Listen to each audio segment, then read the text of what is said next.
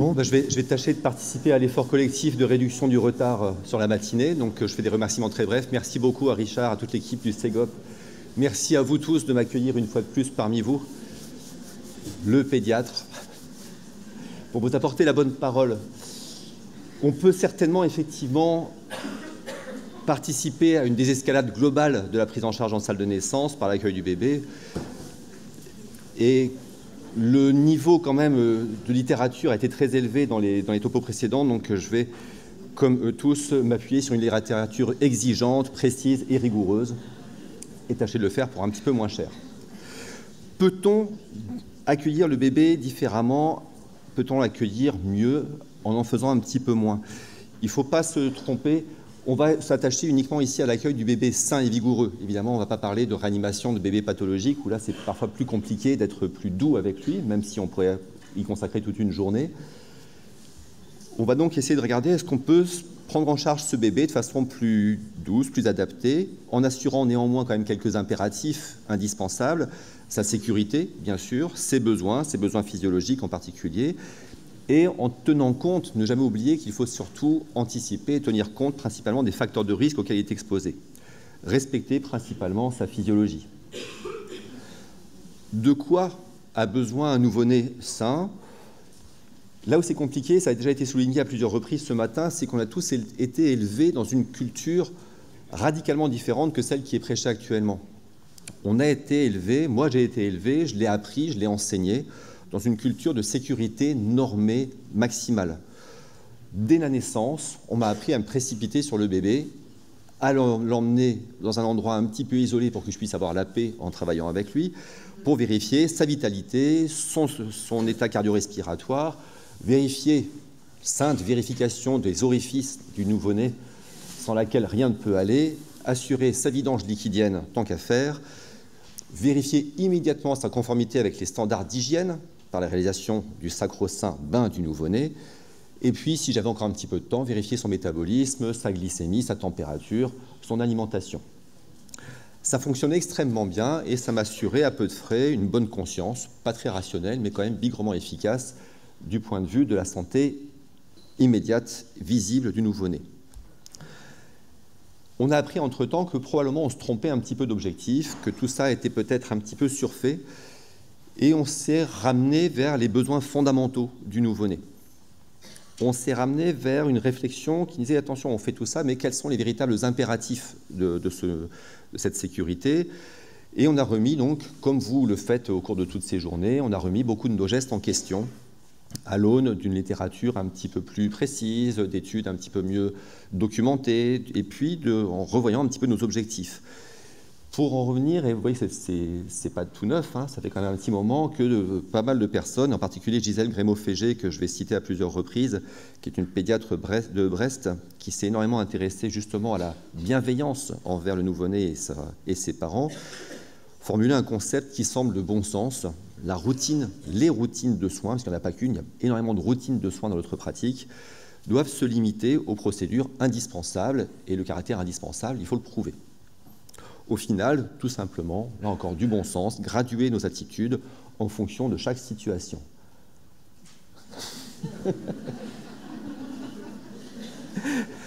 Alors j'ai beaucoup ri tout à l'heure avec le dessin de VS sur les feux de l'amour, situation vécue. Jeune pédiatre dans une maternité fort loin d'ici, outre-mer, où à la visite du matin, où j'étais un peu stressé parce que j'étais tout seul et je n'étais pas très expérimenté, à 11h pile, les soignantes et les parents disparaissaient instantanément. Il n'y avait plus un chat dans le service, il y avait les feux de l'amour à la télé. C'était il y a fort longtemps. Ça existe peut-être encore. Alors, on disait. Exemple typique, je change un tout petit peu, je vous ai dit qu'on parlait de l'enfant sain, mais l'enfant qui a besoin de soins immédiatement à la naissance, type même, c'est la réanimation en salle de naissance, où j'ai appris, moi, à ventiler 100% d'oxygène rapidement, avec des stimulations fortes, appuyées pour que les choses redémarrent extrêmement rapidement. On s'est rendu compte, depuis quelques années, que c'était délétère, qu'il fallait viser des objectifs de saturation beaucoup plus progressifs, ne pas oublier que la saturation fœtale est très basse, et qu'il faut viser à 3 minutes de vie une stat à 70%, c'est tout à fait honorable et largement suffisant, 80% à 5 minutes de vie, 90% à 10 minutes de vie et qu'on attend une saturation d'oxygène normale chez notre nouveau-né à partir de 20 minutes de vie. Donc 20 minutes, c'est extrêmement long dans une réanimation et donc on peut y aller doucement. Il faut appliquer, si l'enfant a un rythme cardiaque qui est trop bas, des stimulations douces, des afférences sensitives douces pour essayer d'accélérer son rythme cardiaque. Afférence douce, voilà ce qu'on devrait faire, c'est très différent de ce qu'on fait habituellement. Quand vous regardez avec quelle vigueur on se précipite sur ces gamins pour les frotter, les stimuler dans tous les sens, je n'ai pas retrouvé la petite vidéo que Richard nous montrait sur cet examen néonatal par un pédiatre russe, mais douceur et bienveillance, je vous prie, ça marche largement aussi bien et le bébé après va mieux. Ce n'est pas le tout de faire battre son cœur plus rapidement, il faut que ça reste tranquille par la suite et qu'il en garde un certain équilibre. Voilà. Je vais passer en revue quelques gestes, là encore, très standardisés, que tous ceux qui interviennent dans la salle de naissance autour des bébés ont appris et appliqués. Je les ai appris, je les ai enseignés. Le traditionnel sondage naso-œsophagien. Tout enfant qui naît est posé sur une table de réanimation et on lui passe une sonde en plastique rigide dans chaque narine afin de vérifier la perméabilité de ses coânes. Et après, on descend jusque dans l'estomac afin de vérifier la perméabilité de son œsophage. En dehors du fait que, d'un point de vue statistique, ce geste met en évidence des pathologies extrêmement rares, je n'ai pas vu une véritable atrésie des coânes bilatérales depuis mon arrivée à Colmar il y a 18 ans. Il y a des obstructions unilatérales parfois, mais qui ne nécessitent pas une réanimation immédiate et en tout cas un geste intrusif. Il est évident, regardez la tête de ce pauvre petit pépère qui est sur la photo, si vous n'avez pas encore essayé, je vous engage vivement à le faire. Prendre une petite sonde en plastique rigide, même fine, et essayer de vous l'introduire dans les narines, progresser jusqu'au pharynx, arriver, c'est extrêmement douloureux. Ça entraîne chez ces enfants des apnées, ça entraîne des bradycardies vagales, ça entraîne des lésions fréquentes au niveau de la muqueuse nasale, de la muqueuse du pharynx, de la muqueuse, même de la muqueuse œsophagienne, qui, certes, vont nous donner la bonne conscience d'avoir pu vérifier que les coânes étaient perméables, mais qui vont, dans un nombre fréquent de cas, entraîner une obstruction secondaire des orifices narinaires par l'œdème qu'on va créer à ce niveau-là. Et les sages-femmes qui interviennent en pouponnière le savent très bien. Très souvent, on est amené secondairement à leur mettre des gouttes de corticoïdes ou d'adrénaline dans le pif pour qu'ils puissent respirer à nouveau convenablement. Ce geste peut très facilement être remplacé, je pense que maintenant la plupart des gens le font, par un geste tout simple. On prend son stéthoscope, si possible pas du côté membrane mais du côté orifice simple, on le place devant la narine droite puis la narine gauche, on entend parfaitement bien si l'enfant respire ou pas. C'est quand même beaucoup moins agressif. Certains font également un test au miroir, un petit miroir de dentiste, qu'on met devant la narine droite puis la narine gauche en obstruant l'autre. Il y a de la buée, ça passe, c'est quand même plus sympa à faire et largement aussi efficace. Une observation attentive de l'enfant permet aussi tout simplement de savoir, le nouveau-né, vous le savez, a une respiration nasale exclusive en dehors des pleurs. Un nouveau-né au repos qui respire normalement, ses coânes sont perméables, merci pour lui. Il reste évidemment, là encore je parle ici de l'enfant sain, en bonne santé, il y a évidemment des indications d'un passage de sonde intrusif au niveau des fosses nasales. Un enfant qui a une hydramniose important, où il y a un doute échographique, un enfant qui a une détresse, qui a une gêne respiratoire, on peut effectuer ce geste. La littérature est tout à fait abondante, mais même la Cochrane, qui a largement été citée déjà ce matin, et qui reste quand même un témoin intéressant de la littérature, ne dit pas qu'il faut ou qu'il ne faut pas, dit que, en tout cas, les preuves disponibles ne permettent pas de soutenir ni de réfuter un effet bénéfique. Si on ne peut pas dire que ça sert à quelque chose, ne le faisons pas de façon systématique, pour le moins. Ce sondage des coânes était suivi de façon tout à fait traditionnelle par une vidange du liquide gastrique, une aspiration gastrique. Là encore, la vidange gastrique qu'on faisait, que moi j'ai appris à faire pour vider l'estomac qui peut être potentiellement rempli encore de liquide amniotique, de liquide gastrique, afin de... Il parle du bébé ou il parle de moi? Moi, ça fait longtemps. L'aspiration du liquide gastrique pour soulager le travail du diaphragme en facilitant son moteur. Là encore, n'oubliez pas que le passage de cette sonde dans des zones en fait, où la stimulation vagale est extrêmement sensible entraîne là encore douleur, apnée, bradycardie, lésions muqueuses. Il faut le réserver, cette aspiration gastrique, à des indications mesurées, pesées, réfléchies et qu'on va noter dans le dossier. un polyhydramnios qui va faire vraiment suspecter une atrésie de l'œsophage ou en tout cas une anomalie de passage digestive. Un enfant qui présente une gêne mécanique patente après un accouchement très rapide, après un accouchement par césarienne, on peut avoir besoin de le faire, mais pas de façon systématique. Un enfant hypotonique, les hypotonies chez la mère, et là j'attire vraiment l'attention sur le point suivant, les mères qui ont pris des psychotropes, les mères qui ont pris des sédatifs pendant la grossesse ou pendant le travail. On en a beaucoup parlé récemment dans l'équipe de Colmar, les mères qui ont reçu de la codéine, les mères sous méopa pendant le travail, les mères qui ont reçu des morphiniques pendant le travail. On peut avoir des hypotonies importantes chez l'enfant, et ces hypotonies, en cas de régurgitation de liquide gastrique important, ça peut entraîner des fausses routes et des détresses respiratoires sévères. Un moyen, probablement, de mieux gérer ces bébés sans avoir besoin de passer des sondes et d'aspirer, l'utilisation du décubitus ventral. On sait qu'en décubitus ventral, qu'on va surveiller, bien évidemment, les enfants ont un travail diaphragmatique qui va être facilité, une vidange gastrique vers le bas qui est facilitée.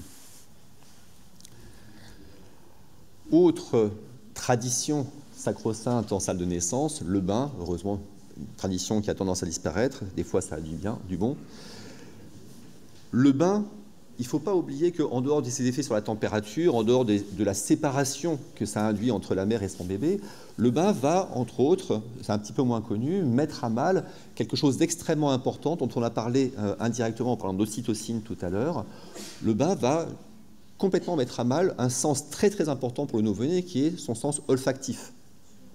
L'olfaction est un des sens majeurs pour l'attachement entre le bébé et sa mère, même avec son père, comme on l'a vu. Il y a des équipes, alors j'ai cité cette étude-là, je la trouve intéressante parce qu'elle est le fait d'une équipe obstétricale en particulier, vous connaissez bien, l'équipe de Dijon, où ils ont travaillé sur l'olfaction et l'attachement chez des nouveau-nés, en travaillant principalement sur les sécrétions du tubercule de Montgomery.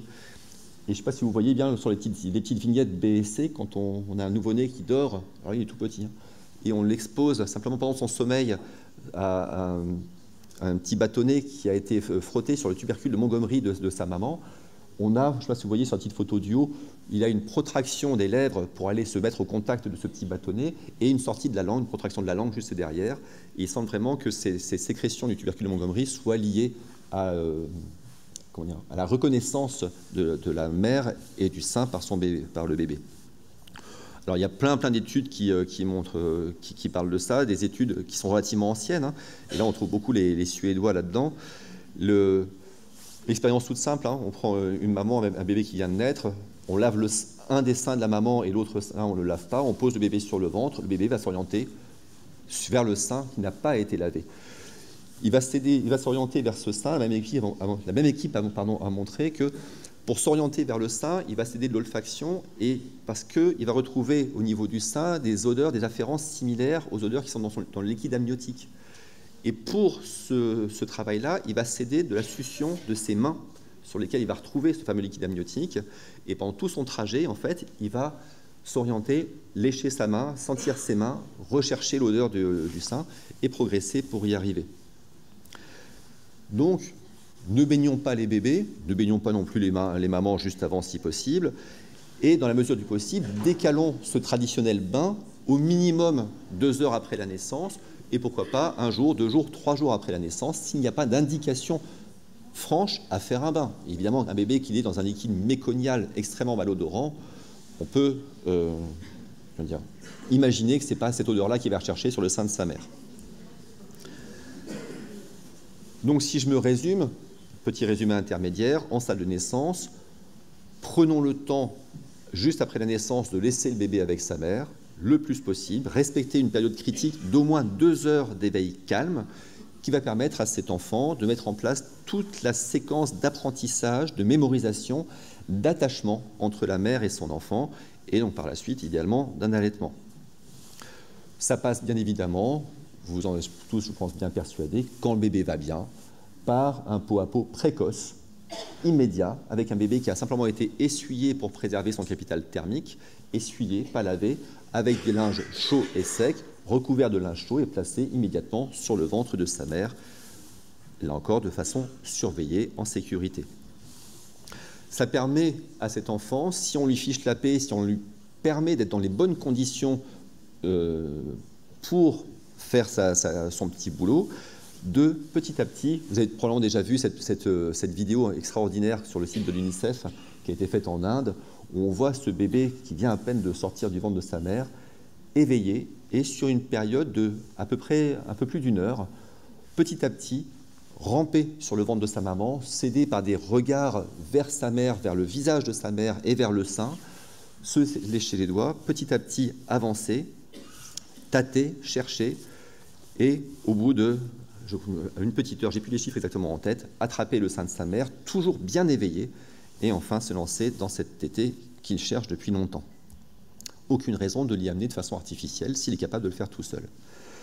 En salle de naissance, donc, des gestes...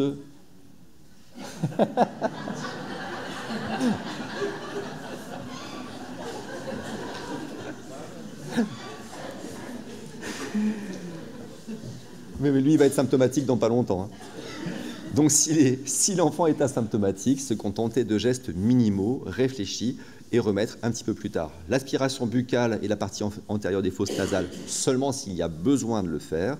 Pas de sondage systématique, utiliser un miroir, un stéthoscope. Pas de sondage systématique de l'estomac, sauf si on a de bonnes raisons de le faire encore. Une salivation mousseuse, un enfant qui est suspect d'être réside de l'œsophage, ou un enfant qui a des troubles respiratoires du fait de la répression gastrique. Et puis, tiens, j'oublie un des orifices qu'on vérifie systématiquement. Une sonde dans le pif, une sonde dans le cul. C'est super. Dans cet ordre-là, si possible. Parce que c'est la même sonde, hein, ça coûte cher quand même. Normalement, la prise de température rectale avec un thermomètre rectal devrait suffire à vérifier la perméabilité anale. Ne nous contentons pas, par contre, il ne faut pas tomber dans l'excès inverse, c'est toujours le risque de dire « il a émis du méconium, donc l'anus est perméable ». Non, vous savez bien que le méconium peut être émis par des orifices tout à fait anatomiquement non conformes, des fistules en particulier, et ça arrive très régulièrement. Méconium émis, tout va bien, et puis on se rend compte plus tard que ce n'est pas du tout par le bon endroit que ça sort. Autre attitude systématique en salle de naissance, l'instillation oculaire, là encore, uniquement en cas de facteur de risque. Cette installation oculaire, c'est quand même un petit peu un cas d'école de qu'est-ce qu'il ne faut pas faire, mais qu'est-ce qu'il faut faire quand même. Et il faut faire très attention. Tout ce qu'on discute actuellement, il faut en faire moins, ça ne veut pas dire qu'il ne faut pas faire. L'instillation oculaire, les gens qui sont de ma génération, d'un peu avant, se rappellent très bien, c'était systématique, obligatoire. On mettait chez tous les bébés une goutte de nitrate d'argent dans les deux yeux pour prévenir les ophtalmies gonococciques. Chez tous les bébés, forcément, c'était excessif. Toutes les mères ne sont pas porteuses de gonocoque, et tous les bébés de mères porteuses de gonocoque n'attrapaient pas d'ophtalmie gonococcique, puisque c'est entre 20 et 40% de transmission sur les chiffres. Et comme le gonocoque avait tendance à diminuer dans la population générale, on a revu cette recommandation il y a 7 ans, et en décembre 2010, HAS, ANSM, nouvelle recommandation, abandon de la procédure systématique. Conclusion, actuellement, plus aucun bébé n'a de prévention ophtalmique. C'est une erreur, cette installation a complètement disparu, or on voit revenir de nouveau des ophtalmies. Et l'erreur, en fait, c'est parce qu'on a oublié les petits caractères en bas du contrat qu'on a signé. L'antibioprophylaxie n'est plus recommandée de façon systématique, mais elle reste recommandée en cas d'antécédents ou de facteurs de risque d'infection sexuellement transmissible chez les parents. Qu'est-ce que ça veut dire, antécédents? Ça veut dire qu'on va chercher chez ces mamans si elles ont des facteurs de risque d'infection sexuellement transmissible. Ont-elles des partenaires multiples? Ont-elles eu des rapports non protégés avec quelqu'un qui n'est pas nécessairement leur mari connu pendant la grossesse? Qui d'entre vous va dire à une patiente qui arrive en salle de travail: bonjour madame, c'est le plus beau jour de votre vie, avez-vous des partenaires multiples? Avez-vous eu des relations contre nature? Conclusion, comme plus personne ne demande, plus personne ne met de gouttes, et on va avoir des problèmes dans pas très très longtemps. On a régulièrement chez nous, alors moi comme je suis dans un service de nouveau-nés, j'ai forcément des bébés qui vont un petit peu moins bien, mais on a eu dans les dernières années, et ça nous fait toujours sourire, des mères qui ont à l'évidence une profession à risque, où on tourne autour de la statue de la liberté en attendant le client. Et évidemment, ces mamans n'ont pas eu d'antibioprophylaxie, enfin les bébés n'ont pas eu d'antibioprophylaxie. Or, c'est typiquement chez ceux-là qu'il faudrait se poser la question, mais comment faire dans votre situation pour le mettre en évidence? C'est compliqué. La prévention des infections materno-fœtales précoces suit exactement le même rythme. Vous avez probablement entendu parler des recommandations HAS 2017. On avait été élevé là encore dans la culture de 11 minutes, tout va bien. liquide teinté, température, facteur de risque d'infection, aspiration gastrique, frottis de peau, CRP régulière chez le bébé. Très efficace. Aucun enfant ne sortait de chez nous avec une infection materno-fœtale précoce, toute CRP un petit peu élevée, tout facteur de risque entraînait une antibiothérapie qui était arrêtée plus ou moins rapidement après négativation des prélèvements. Par contre, ça veut dire qu'on a probablement traité 90% de gamins pour rien. Or, on en a parlé l'année dernière, une antibiothérapie prolongée chez un nouveau-né perturbe énormément des fonctions par la suite, de ses fonctions immunitaires en particulier. Et donc, la nouvelle recommandation, c'est il ne sert à rien de faire des frottis dont on ne se servira pas, il ne sert à rien de faire des CRP qui vont très souvent monter de façon aléatoire sans être en rapport avec une infection, mais une simple inflammation. Il faut surveiller cliniquement ces bébés et seulement en cas de symptômes évocateurs d'infection, les traiter. Donc, on ne va plus faire toute cette surveillance à laquelle on était habitué. Il va falloir qu'on change complètement notre manière de faire. Le risque, c'est que si on baisse la garde de façon trop importante en disant on ne fait plus rien, on va avoir des infections, on va retomber dans les travers d'il y a 20 ans. Il va falloir, là encore, qu'on trouve un équilibre qui va être... voilà. On se racontera ça dans les prochaines années. En faire moins, c'est surtout pas ne rien faire. En faire moins, je n'ai pas résisté à l'idée de vous montrer cette étude qui est très ancienne, mais qui est extrêmement intéressante. Ne pas oublier ce contact précoce qu'on cherche entre le bébé et sa mère. Il faut aussi inciter les mères à parler à leur enfant. La voix de leur mère, ils l'ont entendue pendant toute la grossesse. Il est important qu'ils l'entendent rapidement.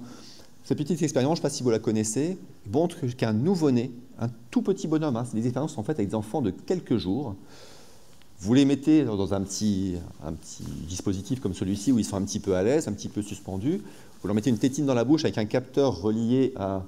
C'est ancien, donc vous voyez la tête de l'ordinateur, ça a changé, mais bref, on peut avec un petit logiciel simplement analyser leur façon de téter. Un bébé, quand il tète, il va téter de façon différente, à un rythme plus ou moins appuyé, plus ou moins varié. Et en fonction de la façon dont il tète, on leur fait écouter des voix enregistrées. Et on associe à un type de tété particulier la voix de leur mère. Ces gamins sont capables très rapidement d'adopter la tétée qui leur permet d'entendre la voix de leur maman et pas une autre voix. Donc c'est vraiment une reconnaissance active de la voix de la mère, une recherche de ce contact-là. Et moi, je trouve cette étude fascinante sur le caractère extrêmement actif des enfants. C'est pas ils ne subissent pas cette habituation, cet attachement à leur mère. C'est une recherche active de leur part de ce contact. Incitons les mamans à parler à leur enfant, à leur raconter des histoires, à leur chanter des chansons. Quand elles pleurent, à leur dire qu'elles pleurent, pourquoi elles le font. Je pense que c'est très important. Cette recherche du contact entre le bébé et ses parents se fait bien évidemment par la pratique du pot à pot. Je ne suis pas un fan absolu du label IHAB parce que tout ce qui est normé, obligatoire me répugne un petit peu, mais malgré tout, ce sont d'excellentes idées. Je ne reviens pas là-dessus, je pense que vous connaissez déjà très bien. Ce qui est important quand on fait du pot à pot en salle de naissance, c'est de rester disponible pour pouvoir proposer de l'aide s'il y en a besoin, ne pas être intrusif, proposer un environnement paisible à ses parents et ses enfants, et surtout respecter les impératifs de sécurité. Le pot à pot, là encore, pas beaucoup à dire dessus, je pense que c'est bien connu, ça améliore énormément la prise en charge immédiate de l'enfant, son adaptation, la transition respiratoire, circulatoire, thermique, métabolique. Ça favorise l'attachement, ça favorise la réussite et la durée de la lactation, même pour les enfants qui sont nés par césarienne. Il y a pas mal de papiers là-dessus. Ça nécessite par contre que ce pot à pot soit immédiat. Pas une heure plus tard ou une demi-heure plus tard, on a perdu énormément.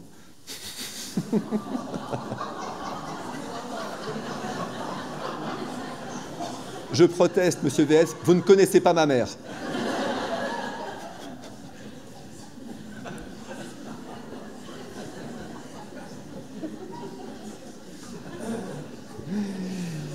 Le pot à pot, ça fonctionne même en salle de césarienne. Et si, pour une raison ou pour une autre, on n'arrive pas, ou on ne peut pas, on n'obtient pas l'adhésion des équipes chirurgicales, anesthésiques, pour faire du pot à pot avec la maman en salle de césarienne, on peut le faire avec les papas.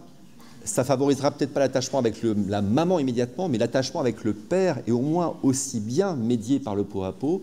Cette fameuse ocytocine dont on a parlé beaucoup tout à l'heure comme hormone du travail, on a aussi cité que c'était une hormone de l'attachement qui est très bien connue. Et on a les mêmes phénomènes de sécrétion d'ocytocine et d'attachement lors du peau à peau avec le père qu'avec la maman. Et le lien avec le papa, je milite pour ça, est au moins aussi important, à mon sens, que le lien avec sa maman. Le peau à peau, ça n'a pas des effets que sur l'attachement. Je vous l'ai dit, ça met en place plein de mécanismes d'adaptation et de régulation. La récupération d'une température normale chez le bébé est certes un peu plus lente en peau à peau que dans une couveuse plus chaude. Elle est un petit peu plus lente dans cette étude et dans quelques autres papiers, mais en une heure et demie, elle est aussi efficace, et surtout dans cette étude, ce qui était extrêmement important, à 2 jours, 3 jours de vie, la régulation thermique est beaucoup plus efficace chez les enfants qui ont été portés en peau à peau les 2 premières heures de vie que chez ceux qui ont été réchauffés en couveuse.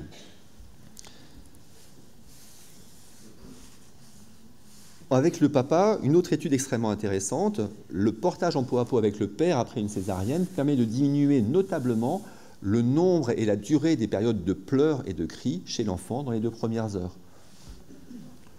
Bien évidemment, que ce soit chez le papa ou chez la maman, un peau à peau, j'insiste, c'est quelque chose qui doit être sécurisé, qui doit être organisé, veiller à ce que le nez et le visage soient bien dégagés, et quand c'est avec la maman, et même quand c'est avec un papa d'ailleurs, quand c'est un premier papa, un papa primipare, quand le travail a été long et que le papa il est fatigué, il est épuisé aussi parce qu'il s'est fait broyer la main et qu'il a fait pchit avec le spray en se faisant engueuler, quand l'adaptation a été difficile, même quand le papa, ils sont aussi stressés, ils sont aussi fatigués, ils ont aussi envie de faire autre chose, il faut bien sûr organiser et surveiller ces peaux à peau avec une surveillance non invasive et pourquoi pas un saturomètre si on ne peut pas assurer une présence physique régulière.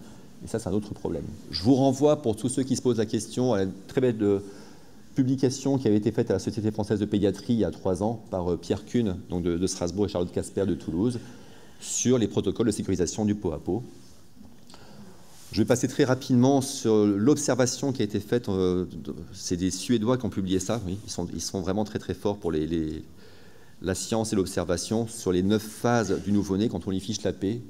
Comment est-ce qu'il va s'occuper pendant ces 2 heures? C'est des phases très, très superposables, très reproductibles, avec le cri, puis une période d'inactivité. Il ne faut pas croire qu'ils vont moins bien. C'est normal qu'ils s'arrêtent et qu'ils soient tout calmes et tout pâles pendant quelques minutes après la naissance.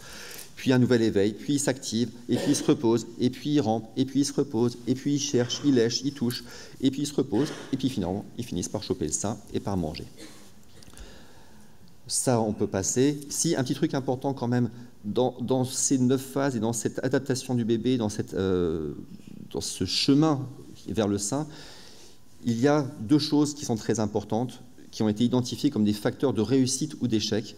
Un facteur de réussite, il faut que l'enfant puisse voir le sein de sa mère. La vision chez le bébé, aussi brouillée soit-elle, est importante. Donc on ne met pas tout de suite les gouttes de collyre dès la naissance, on attend tranquillement qu'il ait fait son petit boulot, ce n'est pas une grande urgence.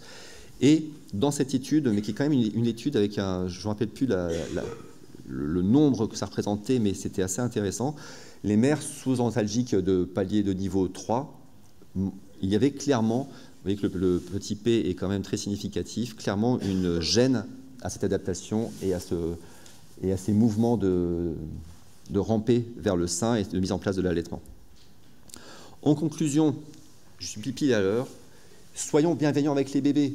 L'attachement, cette période cruciale pour l'attachement avec le bébé est extrêmement importante. Si on ne laisse pas se faire cet attachement, on risque d'avoir des gros soucis par la suite et d'entraîner des problèmes relationnels entre le bébé et ses parents.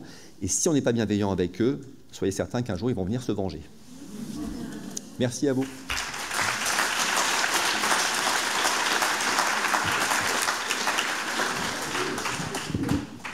Merci beaucoup Didier. Je me souviens, tu parlais des pères, de la déception de ces papas lorsque, il y a une dizaine d'années, on a arrêté le bain des bébés. C'était le papa qui le faisait. Et c'était le premier lien qui était souvent important pour eux. Et ils ont senti un manque, tu vois, à l'époque. Mais alors, si, c'est tout à fait vrai. Mais quand on parlait avec les mamans, elles disaient, mais pensons, ça fait 9 mois que je suis là, ça fait, que j'attends, ça fait 9 heures que je suis en salle de naissance, et à peine il est né, vous me l'emmenez. Les pères peuvent s'occuper du bébé, mais ils peuvent s'en occuper aussi dans la salle de naissance. Il y a encore un réflexe quand même qu'on voit assez régulièrement, c'est que juste après la naissance, il va y avoir la délivrance, il va y avoir la suture, le bébé ne peut pas être là, le papa ne peut pas être là parce que nous les papas, on est gênants. On risque de tomber dans les pommes, on risque d'embêter tout le monde. On pourrait être derrière, à la tête de la maman, avec l'infirmière anesthésiste, et je pense qu'on ne serait pas très très gênant, avec un bébé dans les bras ou dans un petit lit. Mais je pense qu'on peut faire beaucoup plus en proximité. Des questions?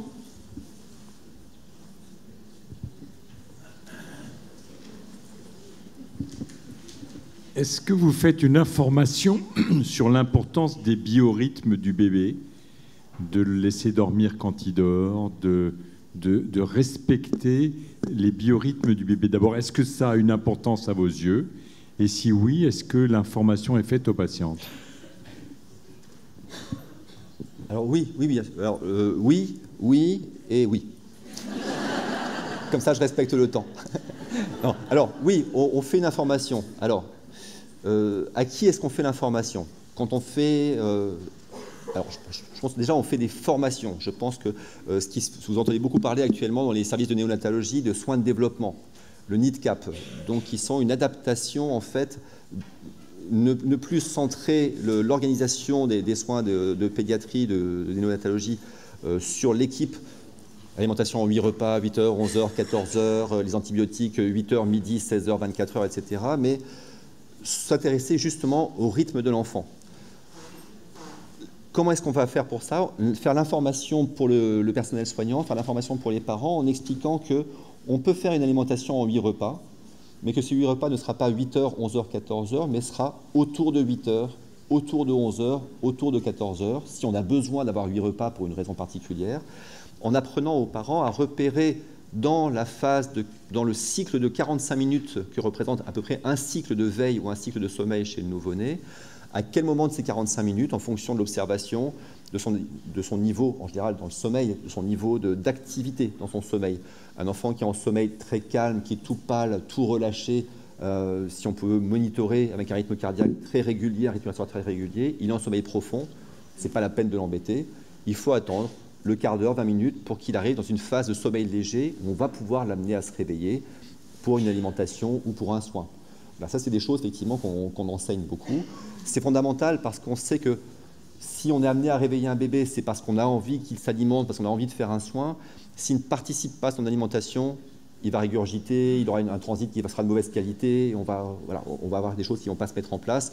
On va avoir des parents qui seront frustrés parce que la relation avec le bébé sera mauvaise. Il le réveille, il se rendort, il ne me réveille pas, il ne me mange pas. On sent ce hiatus qui se met en place. Donc oui, le biorhythme du bébé est extrêmement important. Mais il n'est pas facile à faire passer. Question encore? On a le temps pour une, s'il y en a? Non, merci Didier.